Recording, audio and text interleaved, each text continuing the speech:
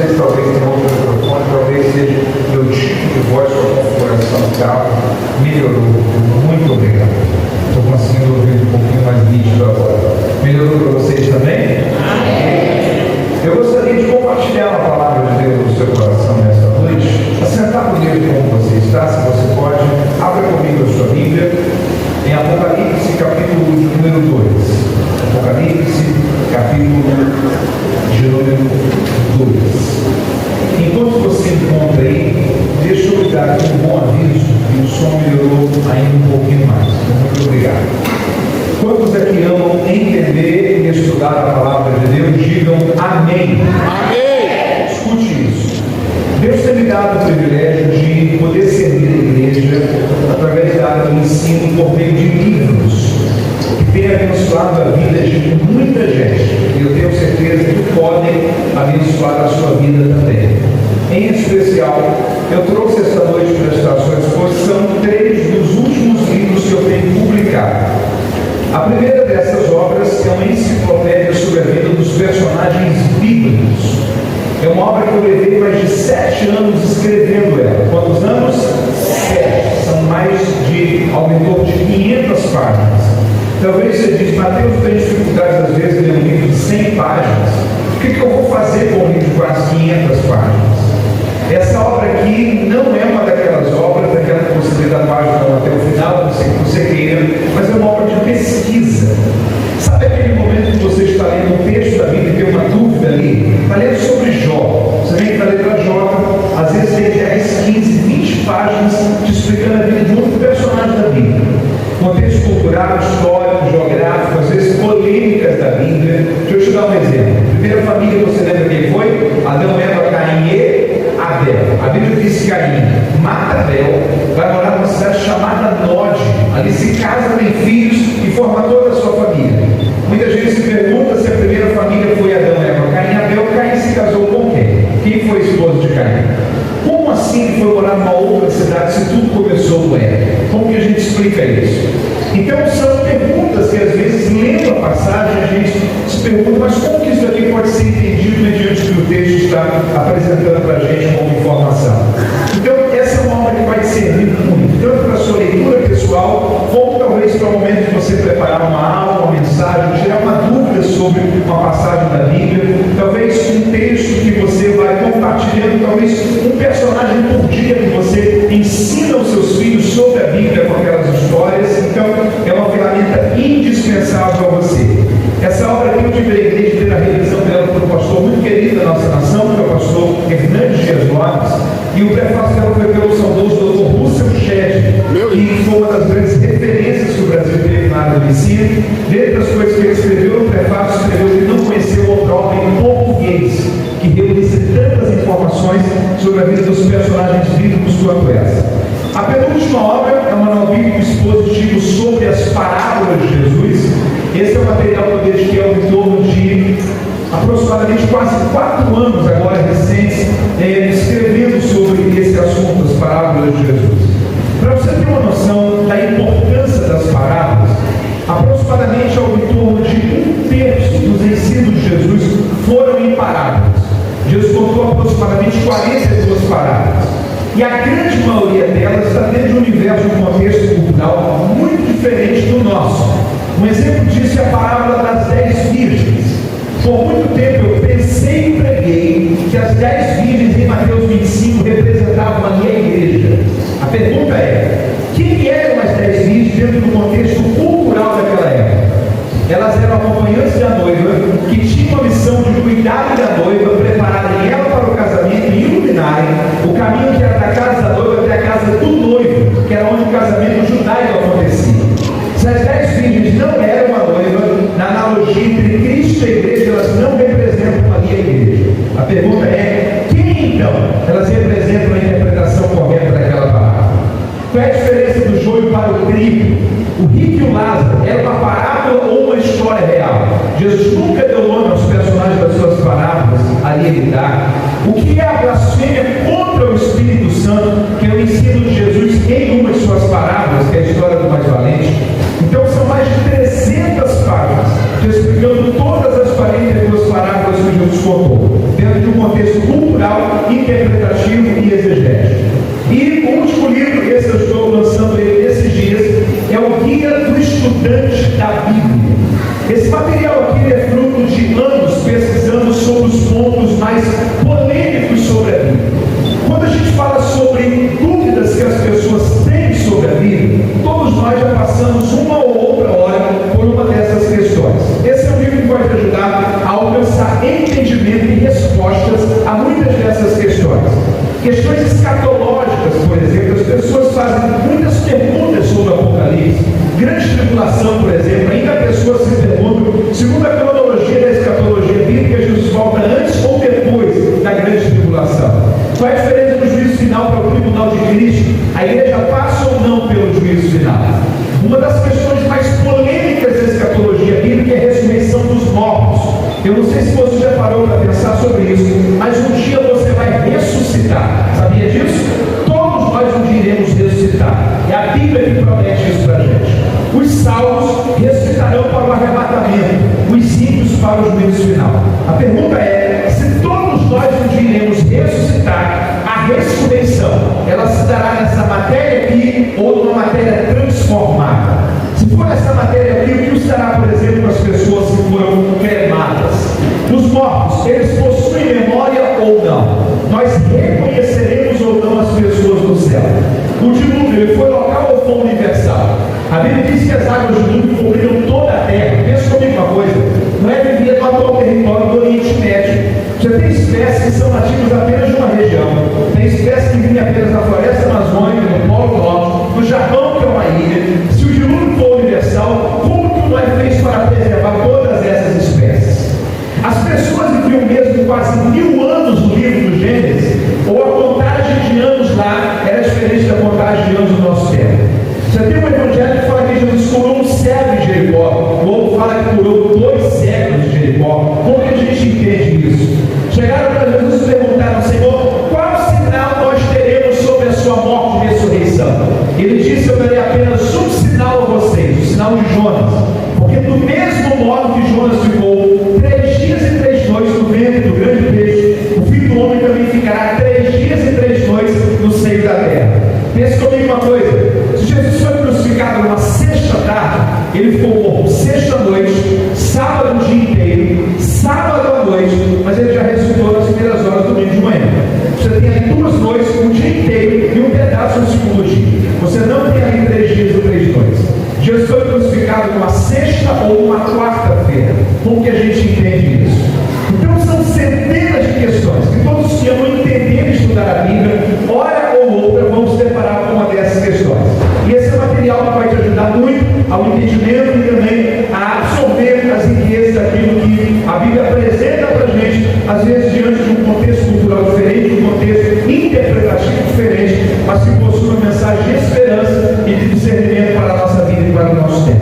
É um livro que também vai me abençoar demais. Se você desejar se interessar talvez por alguns desses títulos, vão estar à sua disposição. Após o culto, os livros, qualquer um, 1,50, 2,80 e os 3, 120. Você tem os 3 aqui, aproximadamente 1000 páginas de comentários e explicações bíblicas. São mais de 12 anos de escrita, pesquisa e produção literária. Você pode adquirir no cartão, passa lá sem juros no crédito, ou ainda no débito ou Pix, passa lá, vai te abençoar, vai servir a você e a toda a sua família. Você ouviu e entendeu? Diga amém. Apocalipse de número 2, eu gostaria de deixar essa palavra de Deus ao seu coração nesta noite. É um texto que todos nós conhecemos muito bem, mas que contém, carrega uma mensagem de encorajamento para as nossas vidas em meio aos desafios que temos de vivenciar uma vida cristã em um contexto tão turbulento como o que vivemos. Apocalipse 2, a palavra de Deus, a partir do verso 1, está escrita assim: ao anjo da igreja que está em Éfeso escreve, isto diz, aquele que tem na mão direita as 7 estrelas, que anda no meio dos 7 castiçais de ouro. Eu conheço as tuas obras, o teu trabalho e a tua perseverança, e que não podes suportar os maus, e que pusestes à prova os que se dizem ser apóstolos e não são, e tu os achastes mentirosos. Tens perseverança, e por causa do meu nome sofreste e não desfaleceste. Tenho, porém, contra ti que deixaste o teu primeiro amor. Lembra-te de onde caíste, arrepende-te e volte à prática das primeiras obras. Se não te arrependeres, brevemente virei a ti e removerei do seu lugar o teu castiçal, se não te arrependeres. Tens, porém, a teu favor que odeias as obras dos nicolaítas, as quais eu também odeio. Quem tem ouvidos, ouça o que o Espírito diz às igrejas. Ao que vencer, dar-lhe a comer da árvore da vida, que está no meio do paraíso de Deus. E se você leu comigo, diga amém. Amém. Quem está com a sua atenção voltada para a palavra de Deus, diga graças a Deus. Graças a Deus. O livro do Apocalipse, às vezes, ele é um livro um tanto até evitado por muitas pessoas, porque parece que a linguagem que ele vai construir o texto, talvez dá-nos a sensação de que há uma certa distância entre aquilo que o texto apresenta no conteúdo desse livro e aquilo que nós vivenciamos no dia a dia, no nosso convívio diário que diz respeito à prática da vida cristã. Mas o livro do Apocalipse não é um livro para te trazer medo ou pânico, não. O livro do Apocalipse é um livro para te trazer esperança e a certeza de que Deus está no controle de todas as coisas. O Dr. William tinha um comentário muito interessante sobre esse livro. Ele dizia o seguinte: fique tranquilo, eu li a última página da Bíblia, tudo vai terminar bem. Então não é para trazer desespero, mas é para trazer confiança de que Deus está no controle sobre a história e que Deus continua a conduzir a história, a igreja, a sua e a minha vida, em todos os dias, mediante o plano dele para a nossa existência. A primeira mensagem do livro do Apocalipse é uma mensagem de reciprocidade. O livro do Apocalipse é um livro de uma mensagem relacional. Este João que vai receber a revelação do Apocalipse é o mesmo João que foi um dos discípulos do Senhor. Quando você lê os evangelhos, você percebe que Jesus ele era seguido diariamente por milhares de pessoas. Entre esses milhares, havia 70 que eram discípulos, gente que ele conhecia, gente que ele confiava, a ponto de enviá-los representando a si próprio. Desses 70 existiram 12 que ele chamou para que, além de discípulos, fossem também futuros apóstolos. Dos 12, havia 3 que eram mais próximos do Senhor. Qual o nome deles? Pedro, Tiago e João. E dos 3, havia um que era mais íntimo, mais próximo ainda. Quem era? João. Esse João foi o único discípulo que foi leal até o final. O único. Quando você lê a narrativa nos evangelhos, você percebe que, naquele momento final da crucificação, os discípulos eles tiveram comportamentos distintos, diferentes. O Judas ele traiu, o Pedro ele negou. Os outros 9 se esconderam, mas o único discípulo que foi leal até o final foi quem? João. A Bíblia registra aqui o único discípulo que foi até a cruz, que não abandonou Jesus em momento algum, foi João, considerado como o discípulo do amor. Então, humanamente falando, na hora que Jesus mais precisou de um amigo, quem é que esteve fiel até o final? João. Aproximadamente 60 anos depois, esse mesmo João agora é o único discípulo que ainda está vivo. Todos os outros já haviam morrido, e a grande maioria deles pelo viés do martírio. O imperador da época chama-se Domiciano, e ele havia inaugurado, estabelecido uma perseguição muito intensa contra os cristãos. Ele havia estabelecido aquilo que ficou conhecido como culto ao imperador. Então, em todo o Império Romano, as pessoas teriam que adorar o imperador como se ele fosse um deus. Mas a igreja se posicionou diante disso. E a igreja dizendo: não, nós não vamos negociar a nossa adoração. Existe apenas um que é digno de receber o nosso culto, o nosso louvor, a nossa glorificação. E este é Jesus Cristo, a quem nós servimos. E a igreja se posicionou diante disso. Então, Domiciano, que é o imperador da época, ele vai pegar João, e no ano 92 da era cristã, a Bíblia diz, a tradição na verdade vai dizer que ele vai lançar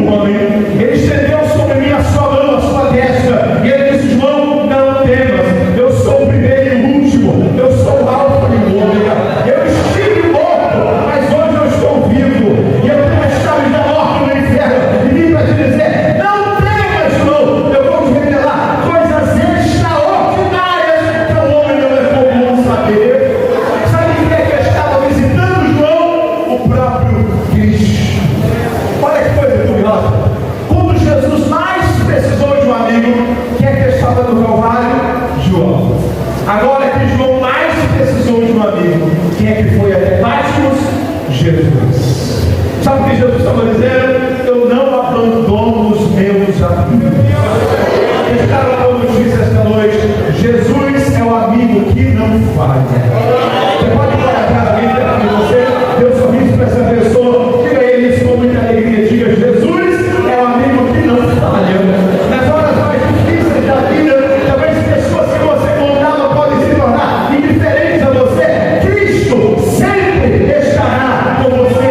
Jesus é o amigo de todas as horas. Quem pode glorificá-lo por isso esta noite?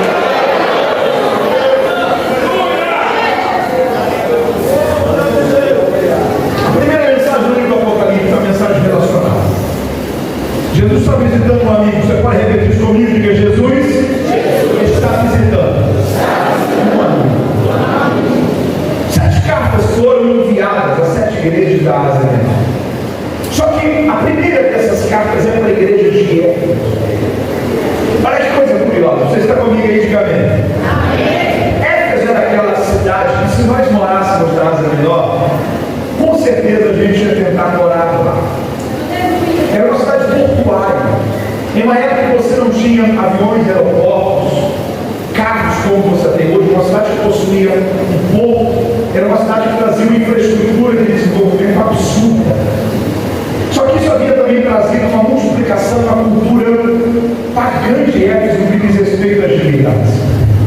Havia culto a tudo em Éfeso. Havia em Éfeso culto, por exemplo, a Diana, Artemis, Afrodite. Havia uma multiplicidade de frentes religiosas, culturas pagãs e místicas de celebração religiosa. E quando Paulo chega para pregar em sua segunda viagem missionária a Éfeso, a Bíblia diz que ele fica ali aproximadamente pelo menos 2 anos e meio. Veio o poder de Deus sobre Éfeso, que a igreja aqui contava apenas com 12 irmãos. Ela teve uma expansão extraordinária. A Bíblia diz que onde Paulo não podia ir, pegava os seus lenços e aventais e enviava. E era colocar esses lenços e aventais sobre os enfermos. E os enfermos eram curados. A Bíblia diz que os bruxos, os feiticeiros, pegavam os livros de feitiçaria, traziam em praça pública e queimavam aquilo. Porque eles diziam: nós acabamos de conhecer o verdadeiro e único Deus. Esse que Paulo está pregando. As pessoas que tinham as imagens de Ana, de idolatria, traziam e destruíam aquelas imagens, dizendo: ó, nós não precisamos mais disso aqui, porque o Deus verdadeiro se revelou a nós através do poder do Evangelho que Paulo está pregando. Os anos que Paulo passam ali, essa igreja floresce, desenvolve uma família espiritual, um derramar de Deus vem sobre aquela cidade, sobre aquela igreja. Ao entorno de 10 anos depois, Paulo vai escrever uma epístola a essa igreja, a epístola aos Efésios, que nós temos em nossa Bíblia. E um dos alertas que Paulo vai dizer a essa igreja é o seguinte: ó, fiquem muito atentos, porque lobos devoradores vão se infiltrar no meio de vocês. Gente que vai vir com um propósito de tentar perverter a pureza do Evangelho, destruir a sã doutrina, dividir a unidade do corpo de Cristo. Gente que vai chegar na igreja com o propósito de colocar irmão contra irmão, destruir a unidade, fragmentar a pureza da igreja de Cristo. Fiquem atentos para que vocês não sejam enganados, ludibriados por pessoas que vão vir com o propósito não de acrescentar, mas de trazer contenda e divisão. Paulo vai dando um alerta para essa igreja. Passam mais alguns anos, e agora, 20 anos depois da epístola aos Efésios, mais uma vez essa igreja vai receber uma carta. Mas quem está escrevendo agora não é Paulo. Quem está escrevendo agora é o próprio Cristo por meio de João. E Jesus começa dizendo o seguinte: ó, eu conheço as tuas obras. Deixa eu te dar uma boa notícia aqui. As cartas Jesus sempre começou dizendo: eu conheço as obras de vocês. Eu conheço o trabalho de vocês. Eu conheço a dedicação de vocês. O Deus que você serve é um Deus que possui gratidão. O Deus que você serve é um Deus que é recompensador daqueles que o buscam, daqueles que trabalham para Ele. Nenhum trabalho seu, o reino de Deus, será desperdiçado ou será em vão. Deus sempre é galardoador e recompensador daqueles que se dedicam a Ele. Eu conheço as coisas óbvias. Quando Jesus vai construir o perfil da igreja de Éfeso, é um perfil que nós olhamos para esse perfil e vejamos esse perfil. Olha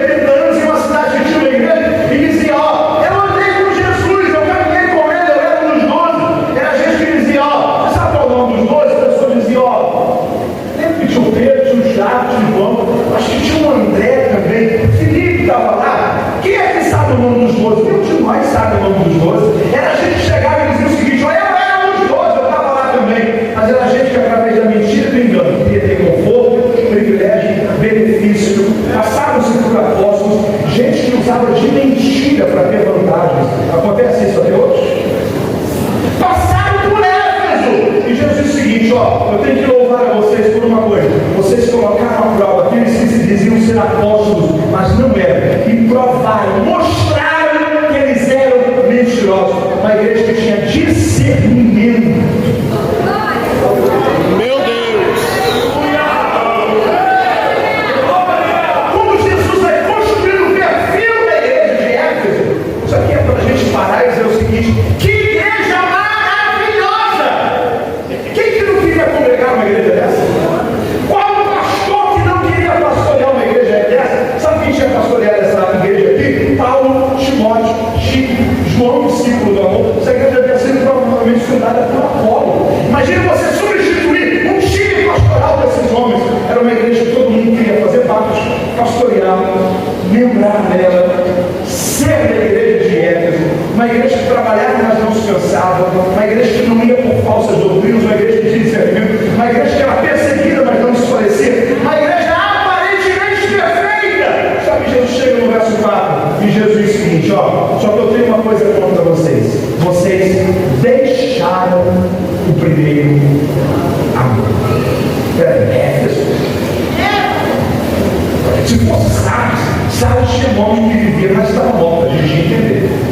Se fosse Laodiceia espiritualmente estava miserável, pobre, cego e nu, a gente ia entender. Mas Éfeso, uma igreja com todas essas qualidades, ter deixado o primeiro amor. Sabe o que mexe com a gente aqui? Quem é que cresceu na igreja? Faz assim.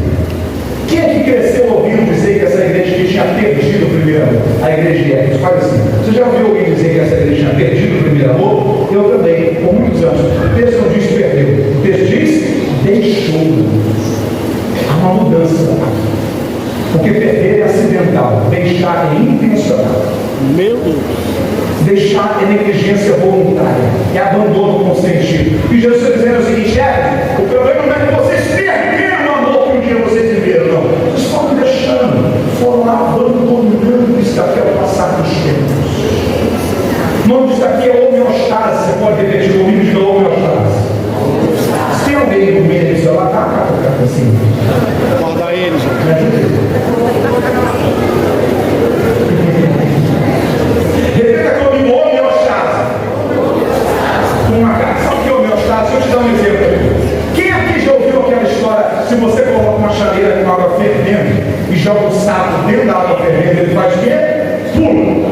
Mas se você coloca o mesmo sapo dentro da mesma chaleira, com a mesma água, mas a água fria, e liga o fogo, esse sapo não pula. E a água vai esquentando e ele morre queimado, porque ele não percebe a mudança gradual de temperatura. Sabe qual é o nome disso daqui? Homeostase. É um nome técnico científico para a mudança gradual de temperatura. Posso falar uma coisa? Isso acontece com a vida cristã, isso acontece com a igreja. Tinha acontecido com algo sério. Jesus falou o seguinte: sabe qual é o problema de vocês? Vocês não são filhos nem quentes, vocês são mortos. Quem é que já fez água morna para dar de mamar a criança? Faz assim, já fez? O morno não é o frio ficando quente. O morno é o quente ficando frio. O morno é o homeostase, é de temperatura. O crente morno não é o crente que era frio, mas está aquecendo. O crente já foi fervoroso, mas está prostatando. É o crente que está abandonando o primeiro amor. É o homeostase, é de temperatura. Porque sabe qual é o problema? Se a gente dormisse cheio do Espírito Santo e acordasse querendo desviar, a gente pulava. O problema é quando a gente vai desviando aos poucos. É quando a gente vai abandonando a oração aos poucos. É quando aquilo que a gente fugia da parede do mal há 5, 10 anos atrás, a gente vai começando a se acostumar, a gente vai perdendo comunhão aos poucos. O problema é quando a gente vai deixando o primeiro amor, e aquilo que antes trazia tristeza no coração da gente, hoje não vai mais incomodando, a gente vai perdendo a pureza cristã aos poucos. Deixa eu falar uma coisa: Jesus está interessado em te ajudar a restaurar a pureza, o temor, a comunhão. Glória a Deus!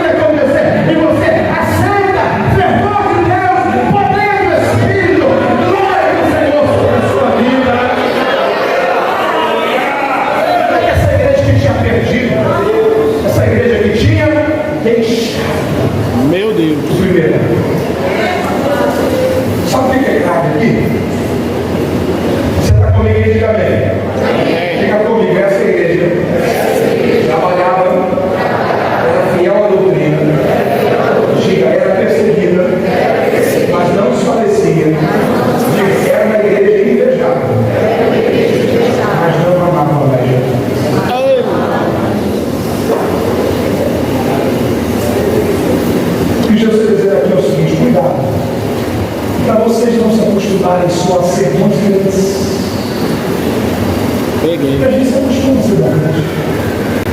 A gente se acostuma com o que crente faz ou não, com o que crente fala ou não. Se acostuma com o jejum. A gente não consegue ficar um domingo sem igreja. Domingo de manhã a gente sabe que é escola do carro. Domingo à noite a gente sabe que é muito. A gente sabe que de semana tem muito. E Jesus está dizendo o seguinte: cuidado para vocês não se acostumarem só a ser bons crentes, para vocês não me amarem mais. Para vocês continuarem a ter vínculo com a igreja, mas não ter mais comunhão comigo. Para vocês transformarem a vida cristã de vocês em uma experiência de rotina com privilégio, com o hábito de ouvir mensagens e cantar canções, mas vocês limitarem a vida cristã de vocês só o que acontece daquela porta para dentro, mas vocês não terem vida com Deus e relacionamento com Deus quando sai daquela porta para fora. Essa é uma igreja que estava impecável, mas Jesus está olhando para dizer: ó, vocês são uma igreja tão bonitinha, pena que vocês não me amam mais como vocês me amaram um dia.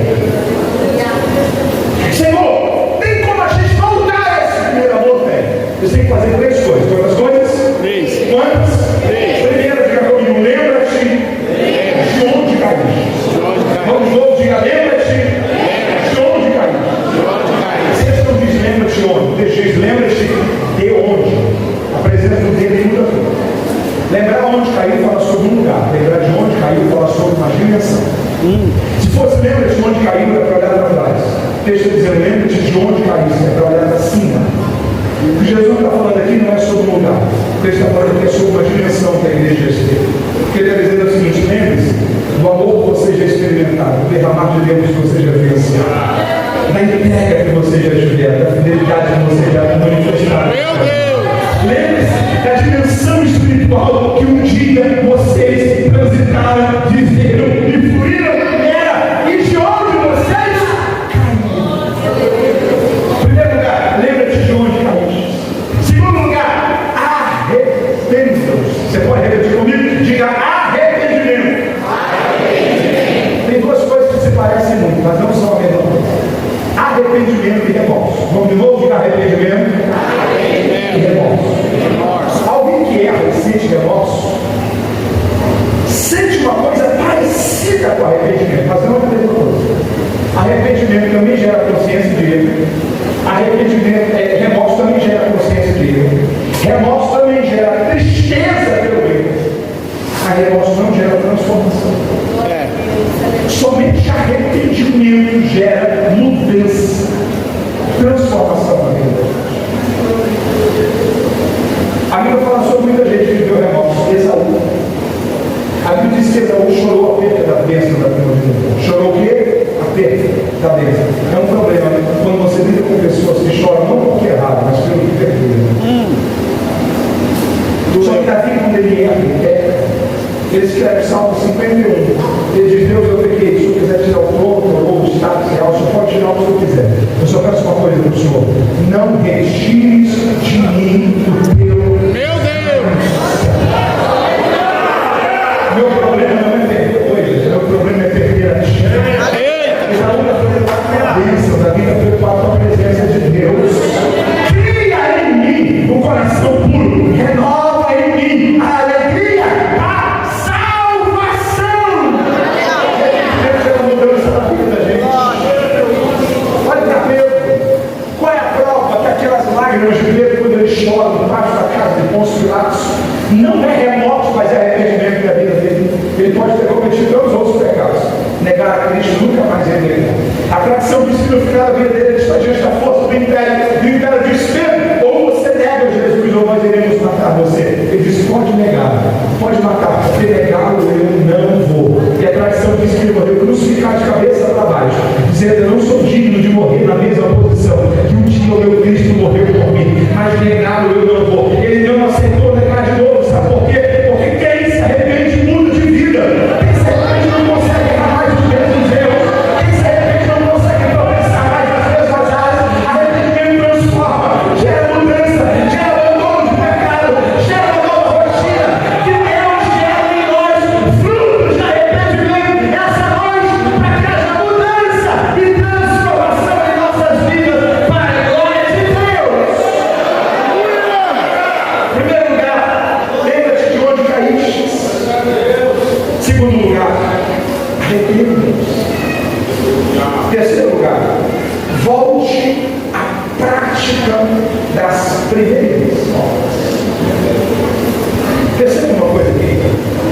Essa igreja aqui agora está bem abandonada. Primeiro lá. Quando eles abandonam o primeiro amor, eles não conseguem mais produzir as primeiras. O que a Bíblia está dizendo para a gente? Há uma conexão na qualidade de amor com a qualidade das coisas. Ok? Se deixa-se o primeiro amor, abandona-se a prática das primeiras coisas. Sabe o que Jesus está dizendo para a gente? Sabe qual é o termômetro do amor? As obras. Quer ver alguém que ama Jesus? Analise as obras dele. Quer ver alguém que não ama Jesus? Analise as obras dele. Porque o termômetro do amor são as. Só que o que Jesus está dizendo aqui é para uma ordem sem invertida. Você pode repetir isso comigo? Diga uma ordem sem invertida. Há uma lei sobre a vida, uma das leis altas da vida. Uma das leis altas da vida é sinto e faço. Sinto e. Hoje, por exemplo, na hora do almoço você sentiu fome. Você fez o quê? Almoçou. Tem gente no culto que está sentindo sono, está quase dormindo. Tem gente que vai chegar em casa, daqui 1h30 vai sentir sono. E vai fazer o quê? Vai dormir. Teve gente que quando estava vindo no culto sentiu calor, pegou uma roupa mais leve. Por quê? Porque essa é uma das leis da vida. Sinto e faço. Sinto e. Como eles não sentiam mais o primeiro amor, eles não faziam mais as primeiras. Sabe o que Jesus está dizendo? Quer voltar ao primeiro amor? Volte a fazer as primeiras coisas. Jesus está invertendo a obra. Ele está dizendo o seguinte: não espere você voltar a sentir o que você sentia no começo da sua fé, para você voltar a fazer o que você fazia no começo da sua caminhada. Quer dizer, volte a fazer, volte a se dedicar, volte a se entregar, volte a se doar, volte a colocar a sua vida à disposição de Deus, para que a sua vida seja usada por Ele, para que o reino de Deus possa crescer nessa cidade, para que essa igreja possa avançar, e para que o nome do Senhor possa ser glorificado em monte alto, através da sua vida e através da vida dessa igreja. Meu Deus! O problema da gente é que a gente espera sentir para fazer. Você pode repetir isso comigo? Que é o meu problema. E eu espero sentir para fazer. Jesus está dizendo: não espere sentir para fazer. Se você voltar à prática das primeiras obras, isso vai te reconectar com a essência do primeiro amor. Você lembra quando Deus chamou Josué? Deus disse o seguinte: Josué, esforça-te, tenha bom ânimo. Esforça-te, tenha. Esforça-te, tenha. O que foi que ele pediu primeiro, Josué? Esforço ou bom ânimo? Esforço. Depois, bom ânimo. Só que bom ânimo não é prerrogativa para começo. Prerrogativa para começo é esforça-te. Qual que é a lógica? Se esforce. Com o ânimo que você está agora, ou com o desânimo que você está agora, se esforce. O fruto desse esforço é que você vai começar a ver algumas mudanças e resultados que você não estava vendo.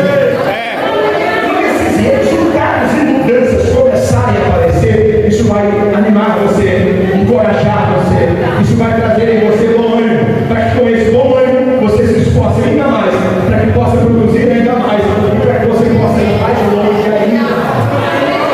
Sabe qual que é o problema da gente? É quando a gente encontra gente que diz: eu até queria ter feito, como que me faltou ânimo? Eu até queria ter feito, como que me faltou disposição?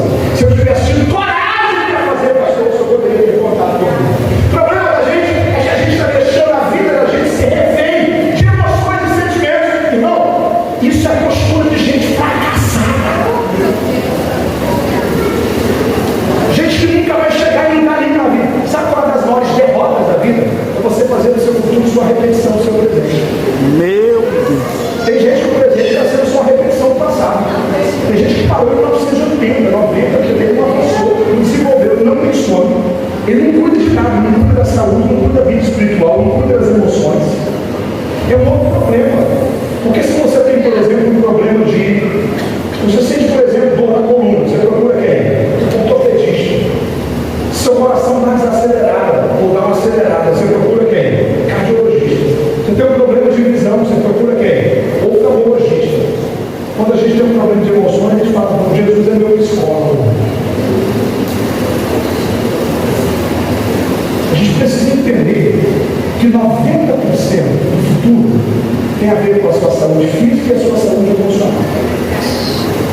Se você está com a saúde física boa, mas com a saúde emocional destruída, isso pode destruir a sua vida.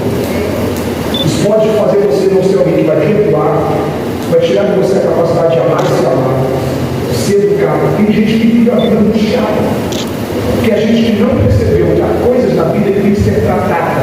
E às vezes o tratamento tem a ver com algo interno, com as emoções.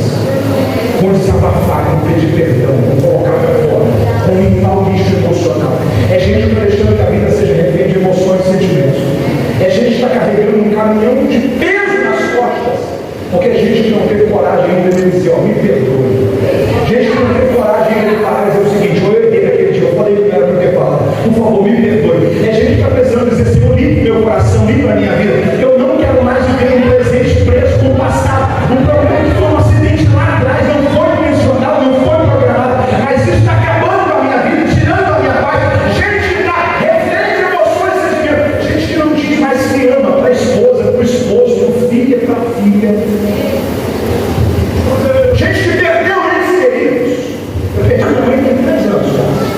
Eu queria ter uma mãe de volta, para dar um abraço nela e dizer que era não para pedir perdão de nada, não para resolver nada que for pendente.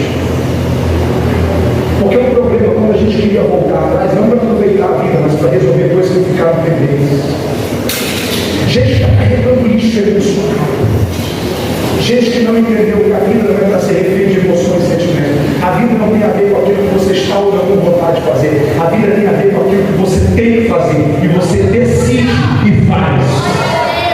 É gente que não é guiado pelo que sente, mas é gente que é guiado por convicções e por princípios. O Senhor está dizendo isso na igreja de Éfeso. Se vocês forem esperar voltar a sentir o que um dia você sentiu, a vida de vocês vai continuar parada. Volte a fazer, independente do que você está sentindo ou não. Se você voltar à prática das primeiras obras, isso vai renovar em você a presença do primeiro amor novamente. E você vai começar a viver os melhores anos da sua vida cristã. Vai renovar a sua fé, vai fortalecer o seu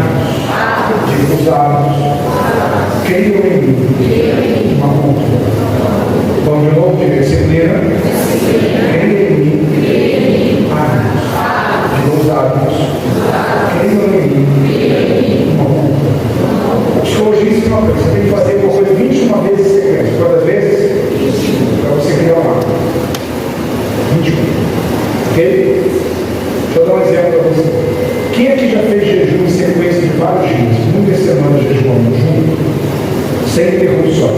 Já aconteceu isso com você? Primeiro dia que você tomou café na sequência, pareceu que você estava fazendo uma coisa errada. Você olhou para o fora como se o ponto estivesse falando com você, vai se consagrar, né? Doeu. Porque você tinha criado um hábito, tinha criado um. As pessoas, por exemplo, têm hábitos de academia, de caminhada. Eles ficam 2 dias sem ir na academia, sem caminhar. Eles falam o seguinte: o corpo está pedindo a academia. Como assim? Um hábito. Ok? Por quê? Porque aquilo que você faz em sequência cria um hábito, cria um hábito. Os seus hábitos criam em você uma cultura. Você entende isso? O Senhor está dizendo o seguinte: recupere o que você fazia no começo da sua fé. O hábito que você fazia no começo da sua fé vai criar em você uma cultura do que você precisa ser na continuidade da sua fé. Você entende essa palavra? Eu quero falar para você agora, mas escute isso. Essa noite é uma noite para você continuar a fazer o que um dia você parou de fazer. Talvez, se de toda essa mensagem você guardar só essa frase, eu vou me dar processo. Essa noite é uma noite para você decidir continuar a fazer o que um dia você parou de fazer. Mateus, eu já fui professor de escola dominical. Eu já cuidei de crianças. Eu já trabalhei na evangelismo. Eu já servi no departamento de jovens. Eu já ajudei no departamento de jovens. Eu já desenvolvi ação social nos hospitais e presídios. Eu já desenvolvi assistência social. Eu já servi a Deus em uma área. Eu já trabalhei no Senhor em uma função. Eu parei de fazer isso. E eu não sinto mais o que eu senti no começo da minha vida. O Senhor está falando para você. Você não pode deixar que você espera voltar ao que você sentiu, para você voltar a fazer o que você faz. O Senhor está dizendo: volte à prática das primeiras obras. Se você voltar à prática das primeiras obras, esse será o caminho que vai te reconectar com a essência do amor que um dia foi deixado. Quem quer comigo, eu quero orar para você.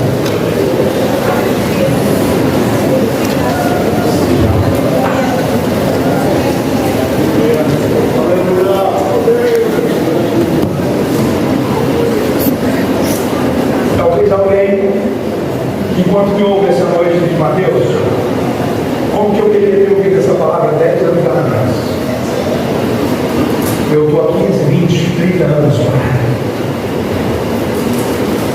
sem sonhar, sem organizar, sem projetar o próximo passo, sem desenvolver, sem ter alguns metas e objetivos. Deus está falando com alguém essa noite: eu restituirei o tempo que foi perdido. Deus para Israel foi: eu restituirei os anos que foram consumidos. Se Deus está dizendo, talvez você olhe e diz: perdi 10 anos, 20 anos, 30 anos. O Senhor está falando: eu tenho o poder de te ajudar a viver em 5 anos que você deixou de viver em 20. Porque Deus é capaz de restituir o tempo que foi perdido. Eu quero orar com você nesta manhã. Mas eu estou dizendo a alguém, em nome de Jesus, essa é uma noite para você fazer uma decisão. Volte a fazer o que um dia você fez e parou de fazer. Deus vai te ajudar. Porque na boa vai voltar de novo. Você vai sentir de novo aquele fogo de Deus na sua vida. Porque você vai caminhar não por emoções ou por sentimentos, mas por princípios e por consciência de dever. Fazer aquilo que deve ser feito. E Deus será glorificado através disso. Coloque sua mão no seu coração. Senhor, como nós te louvamos e agradecemos. Eu oro nessa hora com esse meu irmão e com essa minha irmã. Eu peço essa hora por alguém que me ouve e no seu coração entende a tua palavra e a tua voz. Que essa palavra seja um divisor de águas para a vida dessa pessoa. e que essa pessoa experimente um novo tempo do Senhor para a vida dele, para a vida dela, a partir desse culto e a partir dessa mensagem. Deus, eu creio que uma mensagem tem o poder de mudar o destino. Eu creio que um culto tem o poder de dar uma nova direção, uma nova rota para alguém que estava desorientado. E eu peço ao Senhor, faça dessa palavra, ó Pai, um impulso do Senhor sobre essa pessoa, e que ele seja direcionado, que ela seja direcionada, que eles sejam encorajados pelo Senhor para viverem daqui para frente os melhores anos da história de suas vidas, servindo ao Senhor e cumprindo o propósito da tua vontade. É o que eu oro ao Senhor, em nome de Jesus. Amém e amém. Quem pode glorificar a Deus por isso? Eu quero conhecer você que está distante dos caminhos do Senhor. Tem alguém no nosso meio que hoje está distante dos caminhos do Senhor e precisa renovar a sua aliança com Deus, recomeçar a sua caminhada de fé. Chegou o momento, essa é a noite. Eu quero orar por você. Onde você está? Dê um sinal com as suas mãos. Tem uma vida aqui. Será que eu posso orar com você um pouco mais tempo? Pode vir. Eu quero saber onde estão as pessoas. Aleluia. Deus abençoe. Deus abençoe.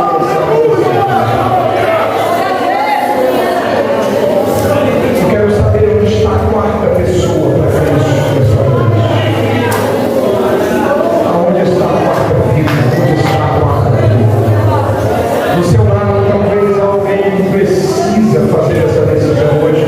Me ajude nesse momento, me ajude todo mundo, por favor, me ajude. Olha para quem está do seu lado, pergunte se ele ou ela já fez uma decisão por Cristo. Faça isso. Dê um sorriso para essa pessoa que está perto de você. Pergunte se ele ou ela já entregou a vida a Jesus. Se ainda não, convide ele, traz ele, vem com ele. Ajude essa pessoa a chegar. Eu quero saber onde está a quarta preciosa vida. Que ouviu essa palavra e sabe que Deus falou com você. E você não quer perder nem mais um dia da sua vida, sendo que é um caminho melhor para trilhar. Aonde está a quarta vida para Cristo? Eu quero dar para você agora. Aonde está a quarta pessoa? Há mais alguém? Será que lá ao fundo há alguém?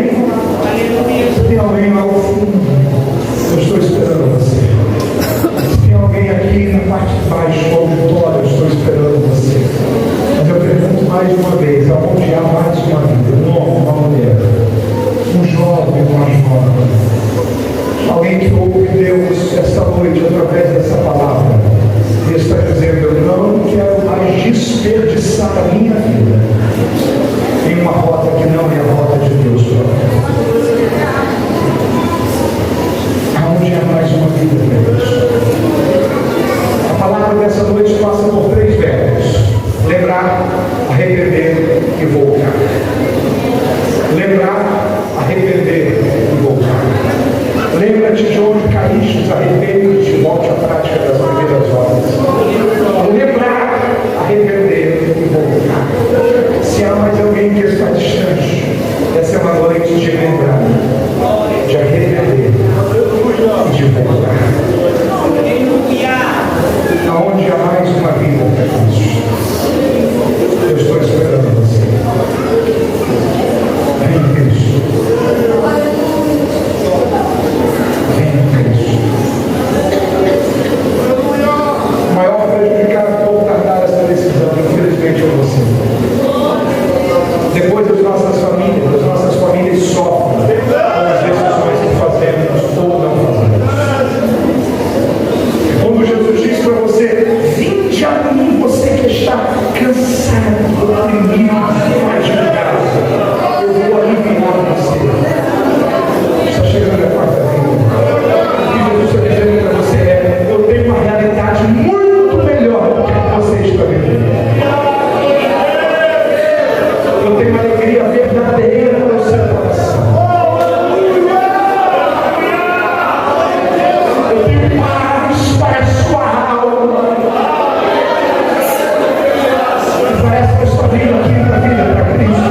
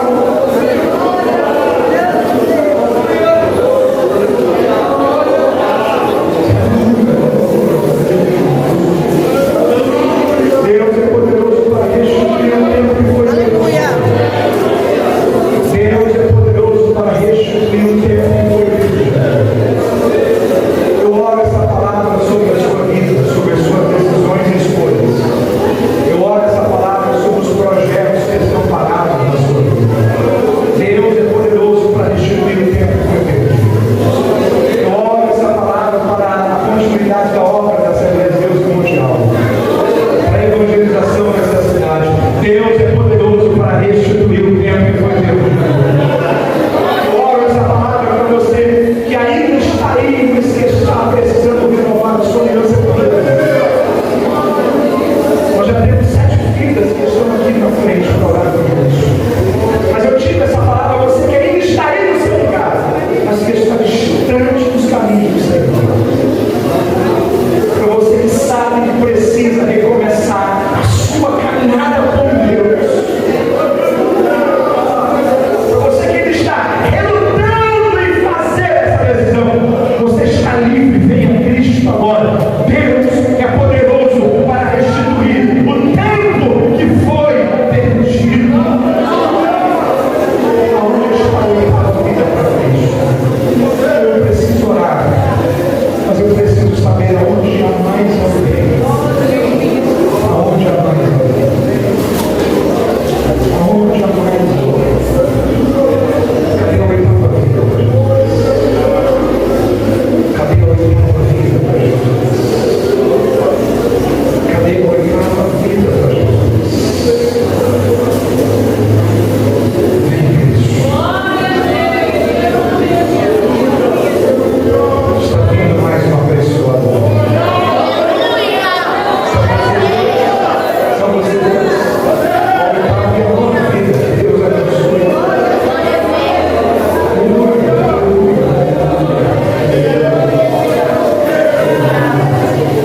Está chegando a pressa. Deus abençoe as irmãs. Aonde está a 11ª vida? Aonde está a 11ª pessoa? Eu estou esperando a 11ª pessoa. Eu estou esperando a 11ª pessoa. Eu estou esperando a 10ª. É a 12ª, já tem muitas pessoas. Eu espero a 12ª. Alguém me ajudou a levantar de vez em quando. Eu estou esperando a 12ª. Oh, aleluia! Glória!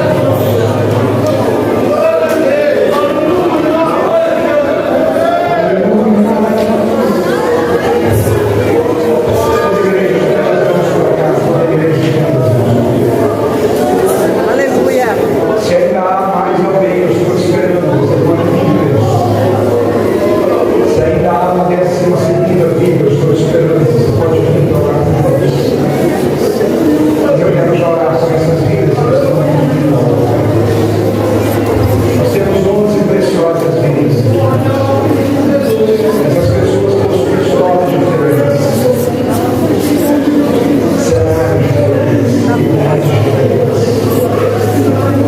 Alegrias e tristezas diferentes.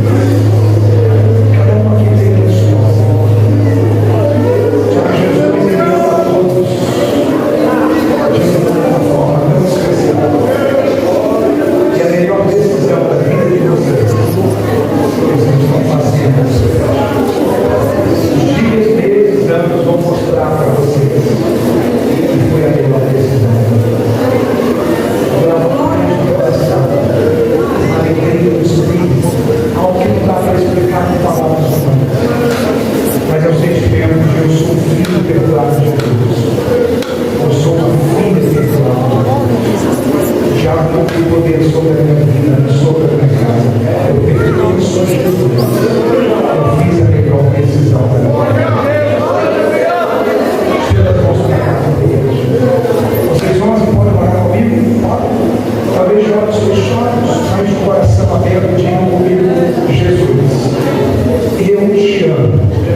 Muito obrigado pelo teu amor. Perdoe os meus pecados. Muda a minha história. Entra no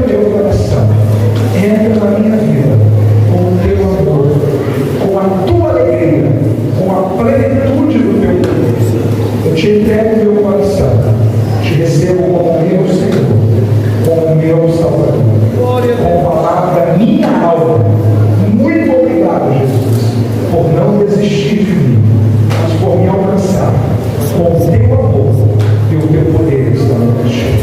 Senhor, eu oro por essas 11 vidas, oro por eles, oro por suas famílias, oro pelas emoções, oro pelo futuro, oro pelos sonhos, oro pela saúde física, oro pela saúde emocional, oro pela vida financeira, oro pelo casamento, oro pela qualidade do relacionamento deles, pela comunicação com os filhos, oro pelo futuro, oro pelos medos e pela ansiedade.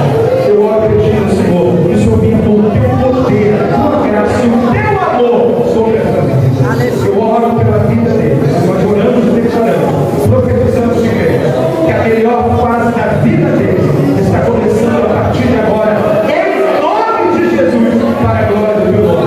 Que eles sejam agora livres, libertos, transformados, limpos pelo poder da tua palavra, pelo poder do teu Espírito Santo, que uma nova vida comece na vida deles, a partir de hoje. Amém e amém. Estenda as mãos para cá. Eu senti de fazer uma coisa que eu nunca fiz que eu me recordo, mas olha para cá e diz assim: Senhor, oramos também nos nossos encontros, aos nossos lares.